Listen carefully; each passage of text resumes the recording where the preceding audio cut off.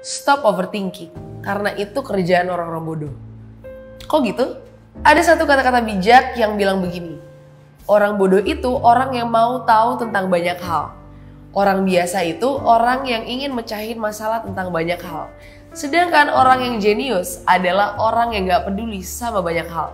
Mungkin banyak yang setuju sama kata-kata tadi. Kalau kita gitu pinter, jadi akan ada banyak hal yang bisa kita lakukan. Tapi ungkapan tadi itu memang gak bisa dibaca secara linier bahwa orang hebat itu pastinya bisa ngasih solusi buat segala hal.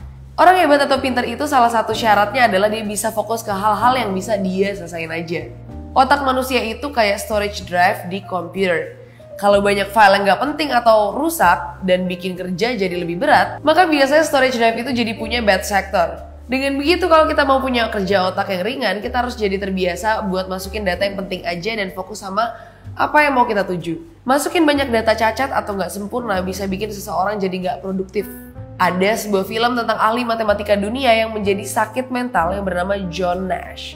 John Nash ini adalah orang pinter banget yang terlalu banyak mikirin hal yang gak penting. Waktu dia sakit, akhirnya dia jadi gak bisa fokus sama kegiatannya sebagai pengajar matematika. Di saat itulah akhirnya dia didiagnosis jadi ODGJ.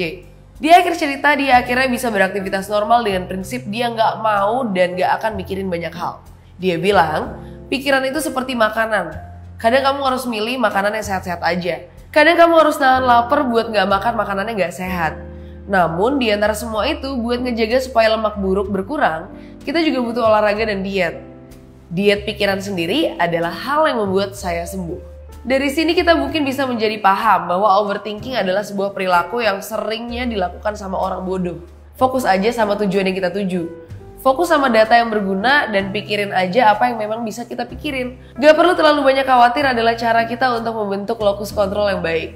Dengan berproses seperti itu, hanya memilih hal yang baik aja buat kita konsumsi, mungkin banget kita akan jadi lebih mudah untuk berhasil. Nah, pikiran kita itu ibarat sebuah mesin. Kalau ramping, efektif, dan efisien, tentu kerjanya lebih baik.